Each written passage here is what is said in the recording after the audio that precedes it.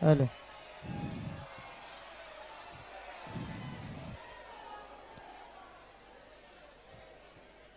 चलो परम पूज्य संत श्रवणे आचार्य भगवान विद्यासागर जी महामणि राज की समस्त आचार्य संघ की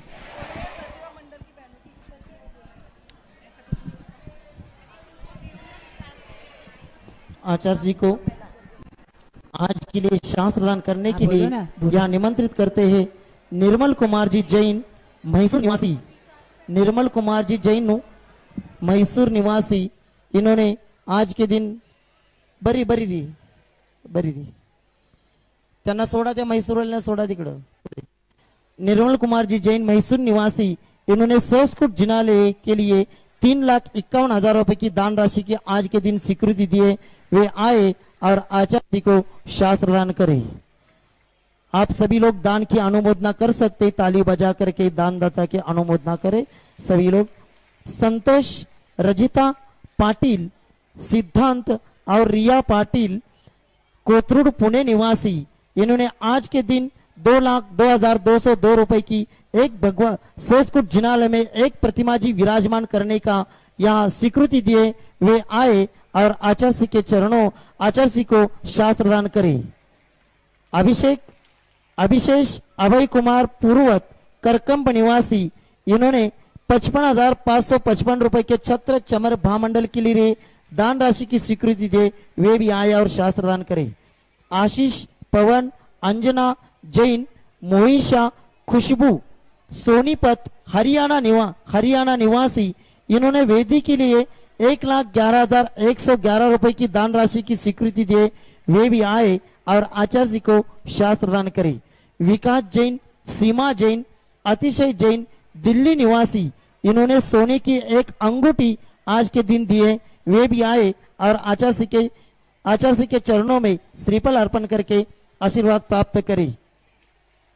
ब्रह्मचारी ज्योति अशोक संगवे शिराडोन उस्मानाबाद निवासी, इन्होंने छत्र चमर भामंडल के लिए 55,555 की दान राशि की स्वीकृति दिए। वे भी आए और आचार्य जी को शास्त्र दान करे।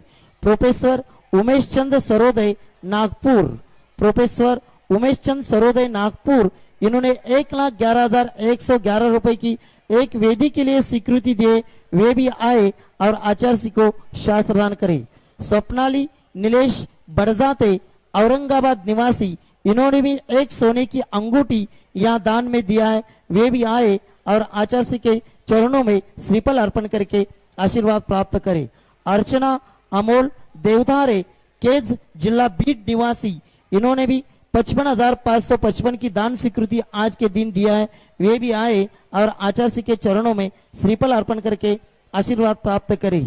सिद्धांत जी जैन अमित कुमार जी जैन फिरोजाबाद, इन्होंने भी दान स्वीकृति दिए। ममता जी जैन पानीपत हरियाणा, मेघा जैन शशांक जैन शामली उत्तर प्रदेश, जेके जैन बड़ौदा उत्तर प्रदेश, भावेंद्र जैन बीना जैन पानीपत हरियाणा निवासी, सुनील गीता जैन दिल्ली, मनोज नम्रता जैन गाडरवाड़ा, इन सब लोगों ने भी दान राशि की स्वीकृति दिए। वे भी आए और आचार्य जी के चरणों में श्रीफल अर्पण करके आशीर्वाद प्राप्त करे। पुष्पदंत जैन मंदिर महिला मंडल बीड़ बाईपास औरंगाबाद, देशमुख नगर मल्लीनाथ औरंगाबाद और अग्रवाल मंदिर साहूजी मंदिर औरंगाबाद, ये आज के लिए पूजन के लिए आई। इन महिला मंडलों ने भी आज के दिन दान स्वीकृति दिए। वे जहाँ है वहीं से सभी लोग नमस्तु करेंगे, अंदर कोई नहीं आएंगे महिला मंडल वाले। करकंब महिला मंडल, इन्होंने भी दान वे भी सभी लोग वहीं से नमस्तु करेंगे। चक्रेश चुन्नीलाल जैन केशर छाया परिवार नागपुर, वे भी आए और आचार्य जी के चरणों में श्रीफल अर्पण करके आशीर्वाद प्राप्त करे। दिलीप जी घेवारे मुंबई निवासी, वे भी आए और आचार्य जी के चरणों में श्रीफल अर्पण करके आशीर्वाद प्राप्त करे। हेमंत लट्टे बेलगांव निवासी, जो महाराष्ट्र के प्रथम अर्थ मंत्री अन्ना साहब जी लट्टे थे, उनके पोते हैं। वे भी आए और आचार्य जी के चरणों में श्रीफल अर्पण करके आशीर्वाद प्राप्त करे। वृषभ कुमार जी जैन मिर्जापुर सपरिवार आए। सुरेश सुयश जैन जबलपुर से परिवार आए और वे भी आचार्य को शास्त्र दान करी। डॉक्टर डॉक्टर जर करत नाही तसंच तिथे हे करा नुसतं।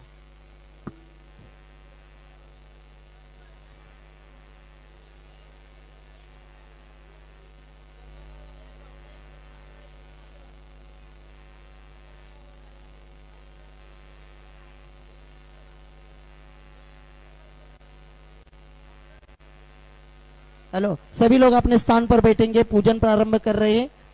पूजन प्रारंभ कर रहे हैं। सभी लोग अपने अपने स्थान पर बैठेंगे। हाँ, पूजन करो। बोलिए ना।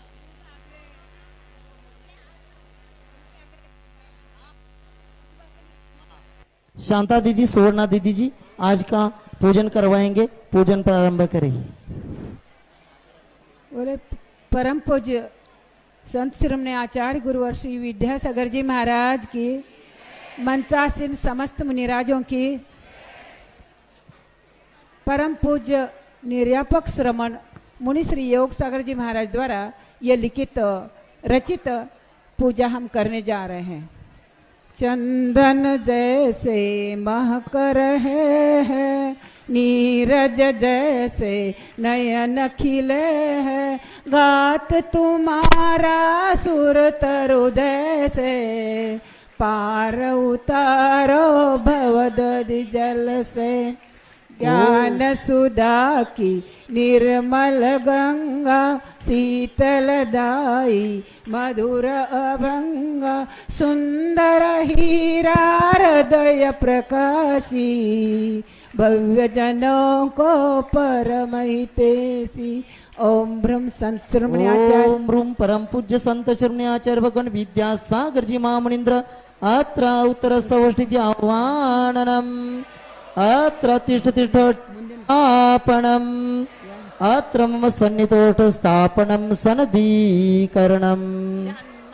जन्म जरा और मरण सभी ये, रोग सभी को सतत सताए, वैद्य बने हैं त्रिभुवन के, औषध ले लो दुख नस जाए। ओम रूम परम पूज्य संत श्रीमने आचार्य भगवान विद्यासागर जी महामुनींद्राय जन्म जरा मृत्युनाशनाय जलम निरूपामिति स्वाहा। तप्तमयी है निस्दिन काया, यों सदियों से भव भव पाया, जीवन मेरा तव सम होए, चंदन को ही चरण चढ़ाए। ओम रूम परम पूज्य संत श्रीमने आचार्य भगवान विद्यासागर जी महामुनींद्राय संसार ताप विनाशनाय चंदनम निरूपामिति स्वाहा। शुक्ल अखंडित तंचतलाए, तंदुल जो है सुरभितताए, अक्षय आनंद अक्षय पाने, पुंजलिए चरण चढ़ाए। ओम रूम परम पूज्य संत श्रीमने आचार्य भगवान विद्यासागर जी महामुनींद्राय अक्षय पद प्राप्त अक्षतम निरूपामिति स्वाहा।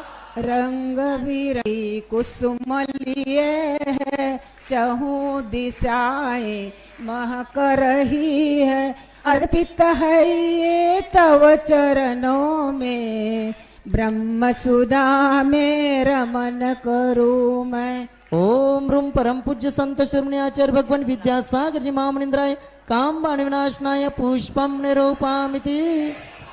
घेवर लाडू सरस चरूये, कंचन थाली भर कर लाए, रोग क्षुधा की अतिशय पीड़ा, हो समता में सुखद सुक्रीड़ा। ओम रूम परम पूज्य संत श्रीमने आचार्य भगवान विद्यासागर जी महामुनींद्राय क्षुधारोग विनाशनाय नैवेद्यम निरूपामिति। सूरज जैसे तिमिर विनाशी, बोध कली को सहज प्रकाशी, अर्पित है ये तव चरणों में, ज्योति जगाए मम उर में भी। ओम रूम परम पूज्य संत शरण्य आचार्य भगवान विद्यासागर जी महामनिंद्राय मोहंधकार विनाशनाय दीपम निरूपामिति। दुर्धर दीक्षा मुनिव्रत धारे पावक जैसे कर्मख पाए हो मुझ में भी बल जग जाए धूप सुगंधी तुम रखे। ओम रूम परम पूज्य संत शरण्य आचार्य भगवान विद्यासागर जी महामनिंद्राय अष्टकरम दहनाय धूपम निरूपामिति। श्रीफल का जो विविध फलों से थाल सजाए तन्मयता से ऐश्वर्यता से परिणत सारे मोक्ष महाजो सुख निहारे। ओम रूम परम पूज्य संत शरण्य आचार्य भगवान विद्यासागर जी महामनिंद्राय मां मोक्ष फल प्राप्त फलम निरूपामिति।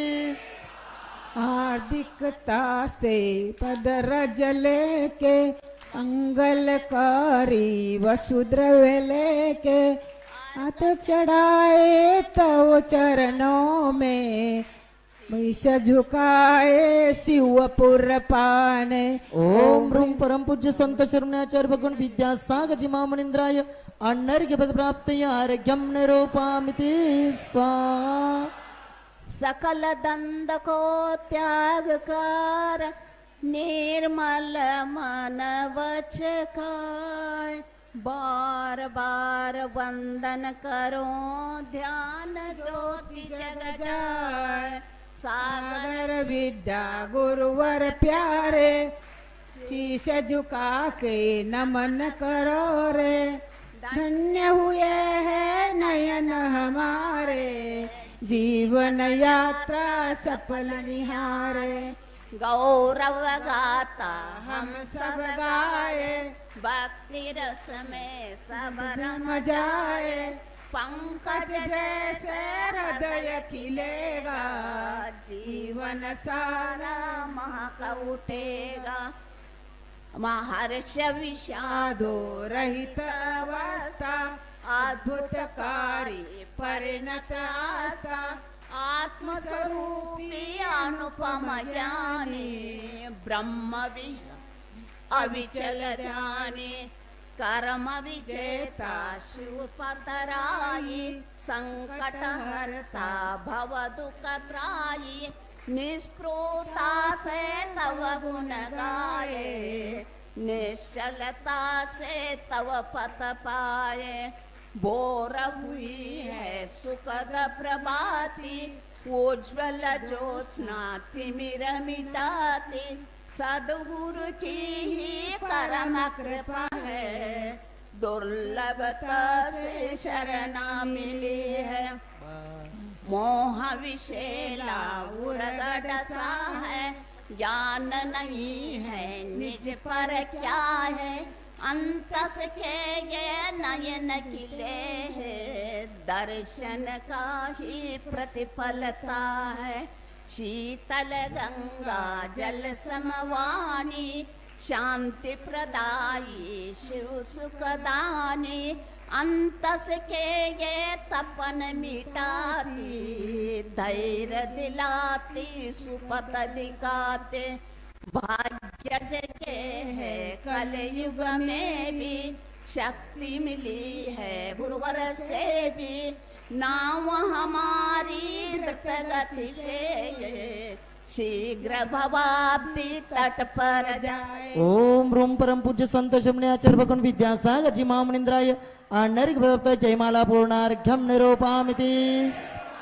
नमस्तु भगवान नमस्तु भगवान नमस्तु नमस्तु नमस्तु।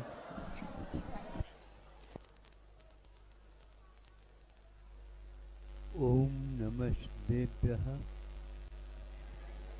ओम नमः देव्यः ओम नमः देव्यः। अहिंसा परमो धर्म की आचार्य गुरुवर श्री ज्ञान सागर मुनि महाराज की जल परम पूज्य संत शरण्य आचार्य भगवान विद्यासागर जी महामुनि राज की समस्त आचार्य संघ की।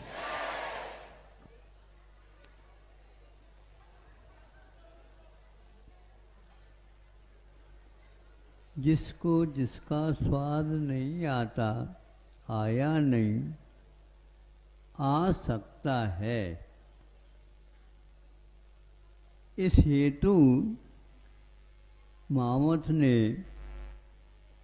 अपने प्रिय हाथी को, जो आप लोग मोदक वगैरह बनाते हैं, उसको ला करके उसके सामने एक परात भर करके रखा। तो हाथी ने उसको सूंड से मील करके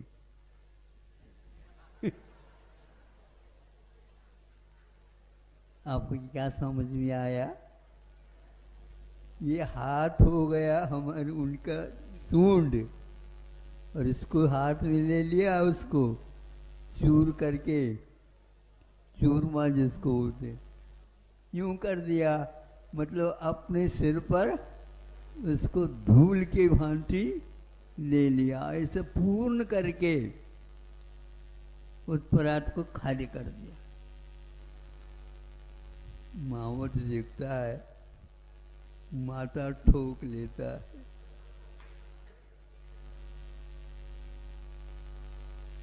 इसको ज्ञान नहीं, लेकिन मेरा प्रिय हाथी है ये, इसको किसी भी प्रकार से मोदक मलिदा मैं खिला करके ही रहूंगा। क्योंकि जो अपने काम में आता है, वो यदि अज्ञान भी करता है तो उस अज्ञान को दूर भी किया जा सकता है। तो दूसरे दिन उन्होंने ऐसा कर दिया, घास की जो पेंडी, क्या बोलते हैं उसको आप? हाँ, पेंडी, पेंडी दक्षिणात्मता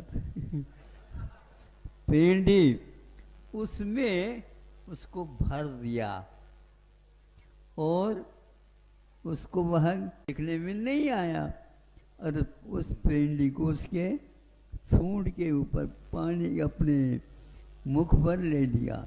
तो उसने बहुत अच्छा समझ करके उसको पूर्ण खा लिया, एक टुकड़ा भी नीचे नहीं लगा।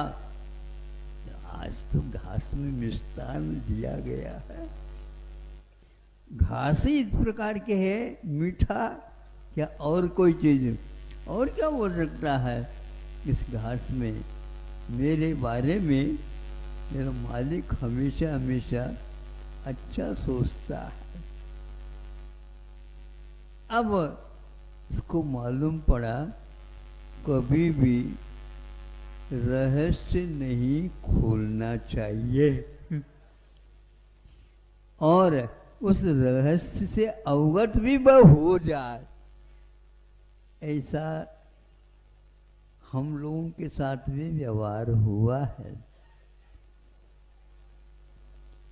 आप लोगों को कथा, कहानी, उदाहरण इत्यादि देता हूँ, तो आप लोग एकाग्रता के साथ ताली बजा बजा करके उसको देख लेते, और उस हाथी के समान केवल मोदक मलिद रखते हैं तो वो उसको भी आप यूं कर लेते हैं। कुछ पंचेंद्र के विषय चाहिए इसको, लेकिन उसके केवल विषय ही नहीं होते, उससे पौष्टिकता मिलती, उससे शक्ति मिलती, उससे कषायों में कमी आती, पेट पर अच्छे ढंग से शाकाहार कर सकते हैं। लेकिन जो कोई व्यक्ति पेट भर मांसाहार करता है, तो इन दोनों में उतना ही अंतर है। अज्ञान के कारण संसारी प्राणी विषयों को चुना, और जिससे वह विषय मिलते हैं उसके प्रति वह मालिक की उपाधि दे करके उसके साथ हमेशा हमेशा व्यवहार करता रहता है। हमारे पास शरीर में 5 इंद्रियां हैं, इनके द्वारा सुख नहीं होता। सुख तो लेने का स्वभाव आत्मा का रहता है, किंतु हम इस इंद्रियों में ही, उनके विषयों में ही सुख मान करके चलते हैं। वह मावट इसको अंकुश भी लगाता है तो भी वह सूंड उठा करके उसको सलाम देता है। इसी प्रकार हमारे लिए कुछ इस प्रकार अप्रिय वचनों का भी प्रयोग किया गया हो शास्त्रों में, उस आदि के मानते ही अपने को उसको स्वीकार बोलो कर लेना चाहिए। जो अच्छा अच्छा है उसको स्वीकार कर लेना चाहिए। ऐसे कई उदाहरण ग्रंथों में हम लोगों के लिए दिया है, हम इसके महत्व को नहीं समझ पा रहे। एक व्यक्ति जला रहा था, राख बना रहा था। उनके मित्र ने पूछा, क्या जला रहे हो, क्या बना रहे हो? मैं राख बना रहा हूँ। राख किसकी आवश्यकता है? नहीं नहीं, बर्तन बासन के लिए, साफ करने के लिए, मांजने के लिए काम में आएगा। तो ये क्या जला रहे हो? ये कपूर का पेड़। अब बोलो, कपूर का पेड़ तो बहुत महत्वपूर्ण वस्तु है, उसके द्वारा तो हजारों रुपए मिल सकते हैं। हो गया, हमारे लिए तो बर्तन साफ करना था, कर लिया। इस प्रकार के कई उदाहरण दिए हम लोगों को समझाने के लिए। तुम अपने मनुष्य जीवन को इंद्रिय के विषयों में करके, उसी की सोबत में रह करके, उसका जो पोषण करता उसके लिए, वो कोई भी व्यक्ति हो, मांसाहारी भी हो तो भी वह उसके पास जाता है और उसके सब कार्यों को मान लेता, करता है, क्योंकि विषय अपने लिए प्रिय है। अब आज से आप लोगों को सोचना चाहिए, भोजन करना तो ये आवश्यक है, और हमारे लिए भी आचार्यों ने ये कहा है। भगवान को तो भोजन की आवश्यकता नहीं, किंतु जब इस स्थिति में आ गए आप, अब हमें तो कोई आवश्यकता नहीं, लेकिन इनको तो कवर करना आवश्यक है। उसके लिए कहा, तुम इधर उधर की बातों की ओर न जा करके शाकाहार के माध्यम से, सात्विक भोजन के माध्यम से, पौष्टिक भोजन के माध्यम से अपने शरीर को चलाना चाहिए। किंतु इंद्रियां उत्तेजित हो, अपने पागलपन आ जाए, ये हाथी यदि मदोन्मत्त हो जाता है तो कुछ भी कर सकता है और कर डालता है वो। इसलिए उसके ऊपर अंकुश लगाना भी आवश्यक है। इस प्रकार उस हाथी को भी वह अपने वश में रखता है, उसको मावट बोलते हैं। तो उसके कारण वह अपने जीवन को भी यापित कर रहा है। उसके जीवन का यापन हर एक व्यक्ति नहीं कर सकता, वह मावट ही कर सकता। इसके लिए एक एक दिन में बहुत कुछ खाने के लिए चाहिए, लेकिन उसको आज तक हमने सुना उस हाथी को किसी ने भी मांसाहार का भक्षण नहीं कराया है। किंतु आप लोग इसका कभी भी विचार तक नहीं करते। इसी प्रकार घोड़े को आज तक मांसाहार नहीं खिलाया, इसके बारे में भी आप लोगों ने सोचा नहीं। पावर आपकी नहीं ज़्यादा होती, मनुष्य के पास पावर नहीं है। अरे घोड़े को तो देख लो, हॉर्स पावर। जहाँ कहीं भी पावर की बात आती है तो सबको भूल करके घोड़े को ही याद करती हैं, और उसको भी ये लगाम लगा करके अपने वश में रख करके सवार हो करके महीनों किलोमीटर तक उसको भी भगाता है और खुद भी यात्रा करता है, और घोड़ा भी संतुष्ट है। क्या खाता है ये? अरे इसके लिए तो चना बहुत फ्री है, चना खिला खिला करके। पर आप लोग इसको समझते नहीं। आयुर्वेद औषधि की कोई आवश्यकता नहीं मानता, बहुत आवश्यकता पड़ जाए तो शल्य चिकित्सा भी उसके पास है, सब कुछ है। कल सुनते हैं 2-2,500 रोगियों ने वैद्यों को अपने हाथ दिखाया, ऐसे नहीं हाथ दिखाया नाड़ी दिखाया, नाड़ी का परीक्षण करके उन्होंने औषधोपचार किया। तो घोड़े को उस चने के माध्यम से, हाथी को उस तृण के माध्यम से या गन्ने के माध्यम से, घास के माध्यम से और भी कुछ, किंतु शक्ति संपन्न माना जाता है। ये दो ऐसे जीव है, शाकाहारियों के लिए नहीं कहा, जो मांसाहारी के लिए कहा जा रहा है। ये मांस का सेवन करेंगे तो निश्चित रूप से बीमार पड़ेंगे, इसलिए इनको वही आहार नियुक्त किया है। आप लोग इसको पढ़ते हुए भी आज आनाकानी करते हैं।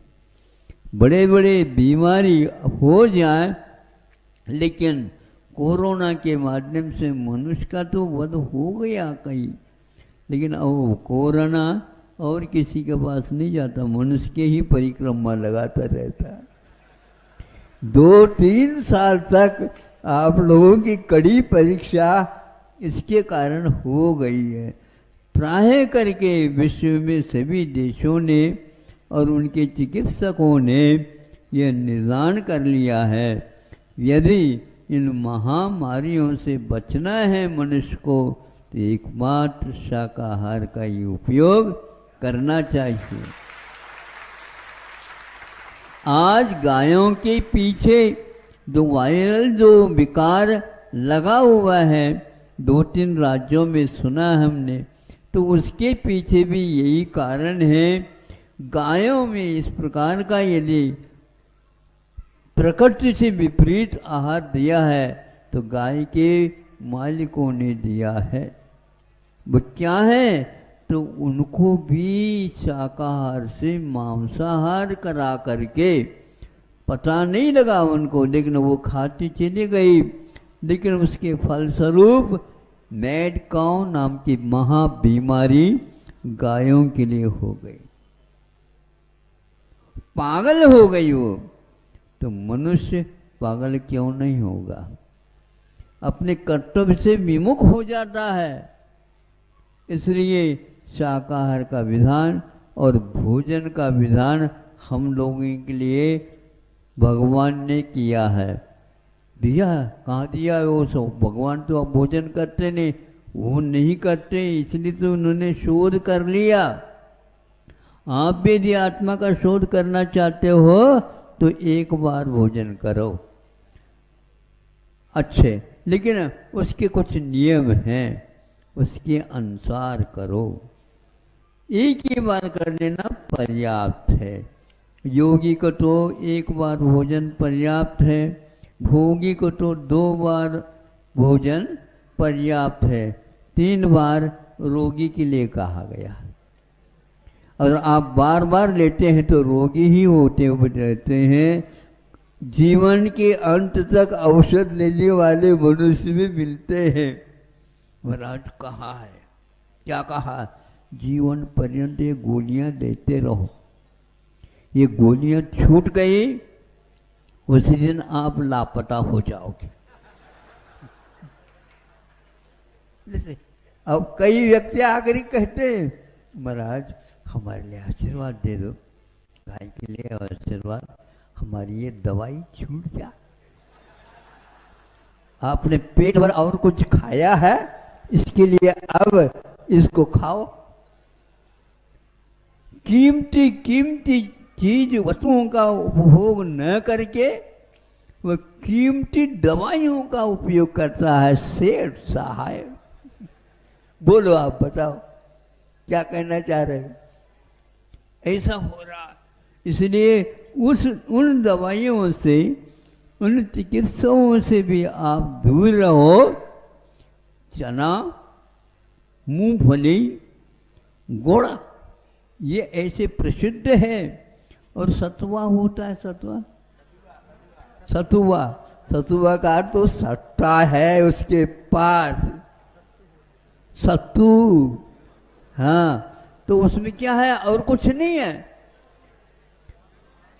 चना और गुड़ आटा करके प्रासुक बना करके पहले के लोग 20-20 किलो 30 किलोमीटर पहुंच जाते थे। किलोमीटर कुछ नहीं होता। बीच में मान लो प्यास लग गई, कुएं के पास बैठ गए और लोटे से पानी छान करके ले लिया और वह सतुआ खा लिया, हो गया, भोजन हो गया। और इस प्रकार वो काम करते थे। और आप भी जो काम करते हैं, क्या कहाँ से आए हो? बनारस से आए। अच्छा, कैसे आए हो?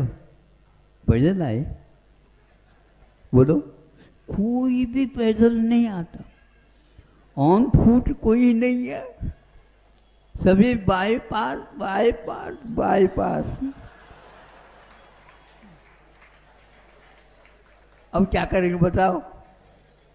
इसीलिए सभी वैज्ञानिकों ने तय कर लिया कि नहीं, भारतीय चिकित्सा पद्धति दवाई कम किंतु भोजन को ही औषध बना करके चलता है। इसलिए आचार्यों ने कहा कि इसके लिए पथ्य महत्वपूर्ण माना जाता है। यदि पथ्य का पालन नहीं करते हैं तो वेद जी महाराज दवाई की कोई आवश्यकता नहीं है, क्योंकि अपथ्य कर रहे हो। यदि पथ्य का पालन करते हो तो भी वेद जी महाराज की कोई आवश्यकता नहीं है, क्योंकि रोग तो होगा ही नहीं।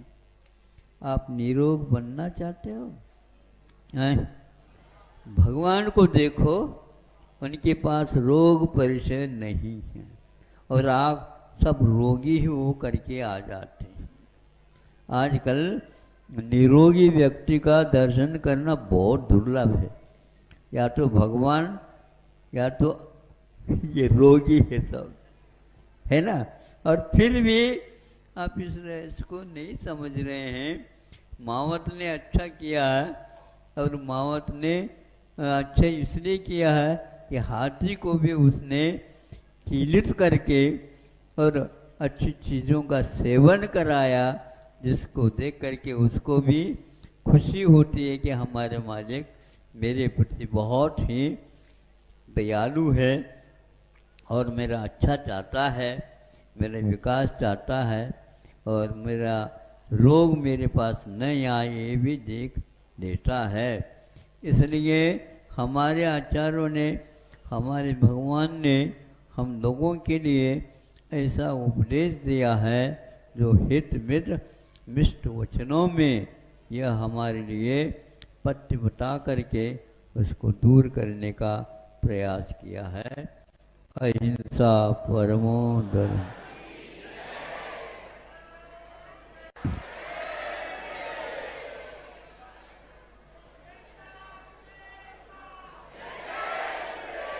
हेलो, चलो परम पूज्य संत श्रवणी आचार्य भगवान विद्यासागर जी महामुनि राज्य की, समस्त आचार्य संघ की।